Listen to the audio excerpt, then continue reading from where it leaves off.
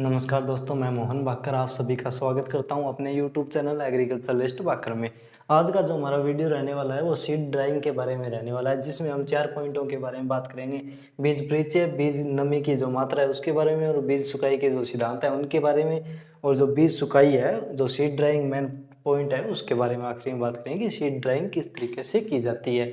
जो इसे बड़ा क्वेश्चन आ सकता है, इसलिए इसको आपको पॉइंट वाइज लिखना होगा, इसलिए मैंने आपको एक एक पॉइंट के बारे में बताना है। ठीक है, तो पहला पॉइंट है परिचय। परिचय में क्या होगा कि जो बीज है उसकी सतह के ऊपर जो होती है नमी, उसको तो आसानी से सुखाया जा सकता है, यानी बीज की सतह पर जो नमी होती है उसको तो आसानी से सुखाया जा सकता है। लेकिन अगर बीज के अंदर नमी है तो उसको सुखाना थोड़ा कठिन होता है। तो बीज की जो अंदर नमी है उसको पहले सतह पर लाया जाता है और फिर उसको सुखाया जाता है। ठीक है, तो बीज की जो सतह पर नमी है उसको तापमान से लाया जाता है। तो तापमान से लाया जाता है, तो तापमान और मॉइस्चर के बीच में एक संबंध होता है। तापमान, टेम्परेचर, और मॉइस्चर, टेम्परेचर और मॉइस्चर के एक बीच में एक संबंध होता है, वो बता देता हूं आपको। टेम्परेचर ऋणात्मक 1/, मॉइस्चर, यानी कि जब टेम्परेचर बढ़ेगा तो मॉइस्चर अपने आप ही कम हो जाएगा। ठीक है, नमी की मात्रा की बात करते हैं, तो नमी की मात्रा है वो बीज के प्रकार और बीज को कितने समय तक स्टोरेज करना है उसके आधार पर अलग अलग होती है। तो जैसे हम देख लेते हैं पहले धान्य फसलों में बीज की नमी 12 से 13% रखी जाती है। दालों की बात करते हैं, दाल में 9% रखी जाती है, 9 से 10% है। और जो 9% रखी जाती है दालों में। और सोयाबीन व कपास है, सोयाबीन और कपास में जो नमी रखी जाती है वो 10% रखी जाती है। और जो तेल वाली फसलें हैं, तेल वाली फसल के जो बीज है उनमें जो नमी रखी जाती है वो 9 से 10% रखी जाती है। और जो सब्जियों के बीज है,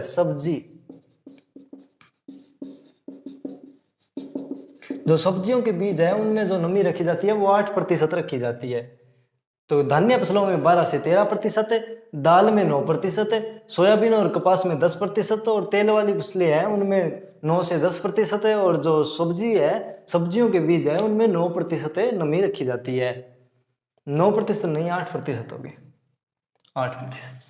सब्जियों के जो बीज है उनमें 8% नमी रखी जाती है। और नमी की मात्रा, अगर हमें बीज लंबे समय तक स्टोरेज करना है तो अगर हमें जो देख लेते हैं हम, सब्जी के बीज है यानी कि सब्जियों के बीज की जो 8% नमी रखी जाती है उसको 1% घटाकर हम अगर इसे 7% कर सकते हैं, तो अगर कोई सब्जी का बीज 1 वर्ष के लिए स्टोरेज कर सकते हैं 8% नमी पर, तो जो 7% नमी है इस पर इसे 2 वर्ष तक स्टोरेज कर सकते हैं। यानी कि आप देख लीजिए, एक गेहूं जो दाल बात कर लेते हैं, जैसे चना है, चना का स्टोरेज टाइम है हम मान लेते हैं कि 10 वर्ष है। तो अगर चने को 9% नमी पर, 9% जो नमी है उस पर 10 वर्ष तक स्टोरेज कर सकते हैं, तो इसे 8% नमी पर कितने वर्ष तक स्टोर कर सकेंगे? 20 वर्ष तक। ऐसे नहीं है कि अगर हम इसे 7 वर्ष कर देंगे तो ये 30 वर्ष हो गया, 7 वर्ष 8 जो 6% कर लेंगे तो ये 40 वर्ष तक हो गया। ऐसे नहीं होगा। ओनली जो मापदंड है, यानी कि जो इसकी 9% नमी है, इसको 1% अगर कम करते हैं तो इसका जो स्टोरेज टाइम है वो दोगुना हो जाता है, और कम करने पर बीज नष्ट हो जाएगा। ठीक है, ये इसकी मॉइस्चर की बात हो गई। इसके बाद में बीज जो सुखाई है उसके सिद्धांतों के बारे में बात कर लेते हैं। बीज सुखाई के जो सिद्धांत है उनमें क्या होगा कि जो वातावरण का टेम्परेचर होगा उसी के आधार पर बीज सुखाई होगी, यानी कि जो वाष्प दाब होगा, वाष्प दाब कितना होगा उसी के आधार पर बीज कितना मॉइस्चर रहेगा वो निर्धारित होता है। अगर वातावरण का वाष्प दाब, वातावरण का जो वाष्प दाब है, वातावरण का वाष्प दाब अधिक होगा तो बीज नमी भी क्या होगी? वातावरण का वाष्प दाब अधिक होगा तो बीज नमी बीज नमी भी अधिक होगी, यानी कि जैसे जैसे वाष्प दाब बढ़ेगा वैसे वैसे बीज नमी अधिक होगी। ये एक जैसे गर्म पानी में ठंडा पानी डालते हैं तो वो मिक्स हो जाता नहीं, उसी टाइम जो गर्म में ठंडा डालेंगे तो वो नॉर्मल टेम्परेचर आ जाएगा, उस वैसा ही सिस्टम इसमें होता है। अगर बीज का वाष्प दाब ज्यादा होगा, वायु वातावरण है यानी कि वायुमंडल का वाष्प दाब कम होगा और बीज का वाष्प दाब कब ज्यादा होगा तो जो बीज का मॉइस्चर है वो कम हो जाएगा अपने आप ही। अगर वातावरण या वायुमंडल का वाष्प दाब अधिक होगा और बीज का वाष्प दाब कम होगा तो जो बीज की नमी है वो बढ़ जाएगी अपने आप ही। ठीक है, तो इसकी बात कर लेते हैं। जो वायुमंडल में अगर वाष्प दाब बढ़ता है तो बीज नमी बढ़ जाएगी अपने आप ही। और वाष्प दाब, वायुमंडल में वाष्प दाब है वो कम होता है तो बीज नमी भी कम हो जाएगी। अगर वायुमंडल का वाष्प दाब भी उतना रहता है यानी कि सेम है और बीज नमी है, जो बीज का वाष्प दाब है वो भी सेम रहता है तो इसमें एक संतुलन बन जाएगा, न तो बीज की मॉइस्चर कम होगा न वायुमंडल का। अगर जब तक वायुमंडल का वाष्प दाब नहीं बदलेगा तब तक बीज की नमी है वो भी उतनी ही रहेगी, यानी कि एक कैलकुलेशन बन जाएगा इनका। तो बीज की नमी को कम करने के लिए यानी कि मॉइस्चर परसेंट को कम करने के लिए क्या करना होगा, हमें एक कृत्रिम वातावरण बनाना होगा जिससे कि बीज नमी को कम किया जा सके, जिसमें हम बीज सुखाई यानी कि सीड ड्राइंग की बात करते हैं। सीड ड्राइंग है वो दो प्रकार का होता है, प्राकृतिक, कृत्रिम नहीं, वो यांत्रिक कह सकते हैं हम, मैकेनिकल। एक तो प्राकृतिक होगा एक मैकेनिकल होगा। पहले हम प्राकृतिक की बातें करने वाले हैं। प्राकृतिक, जो दूसरा होगा वो क्या होगा, कृत्रिम। प्राकृतिक के भी दो पार्ट होंगे, प्राकृतिक भी दो भागों में है। एक की बात कर लेते हैं, फोर्स्ड नेचुरल सीड ड्राइंग, और जो बी होगा वो क्या होगा, फोर्स्ड इटेड सीड ड्राइंग।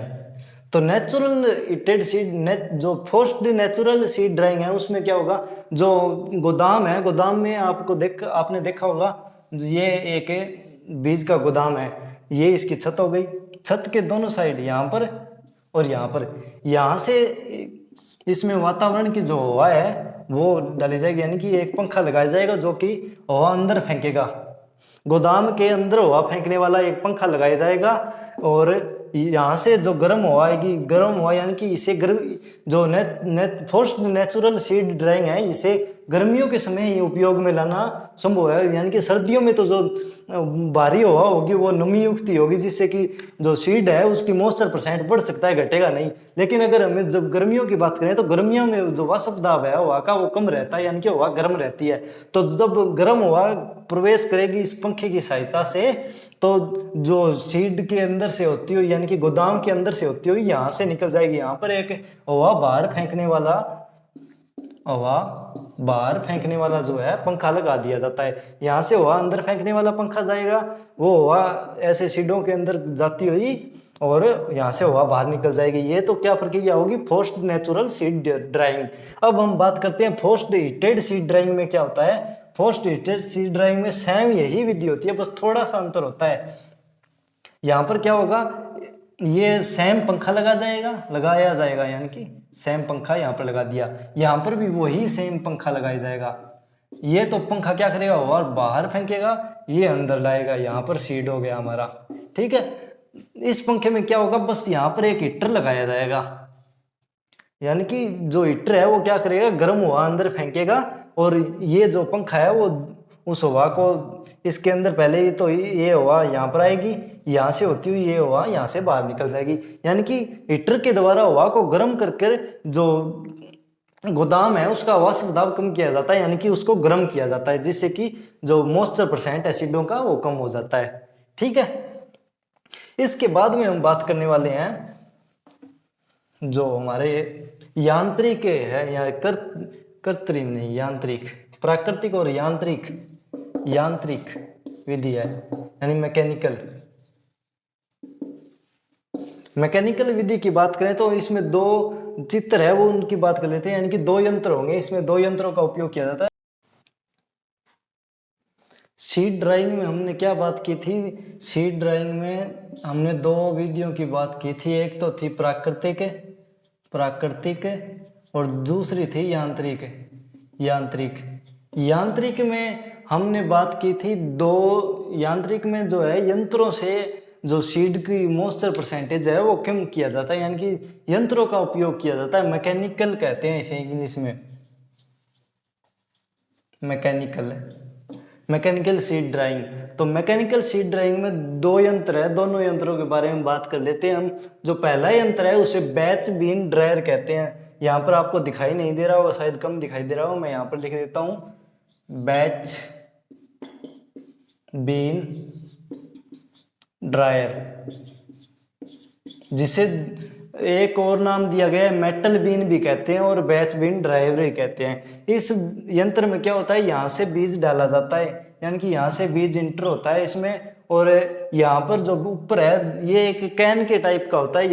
यहाँ से हवा निकलती है बाहर इसमें, यानी कि यहाँ से हवा अंदर भी आ सकती है बाहर भी आ सकती है, यानी कि एक खुला छिद्र होता है यहाँ पर।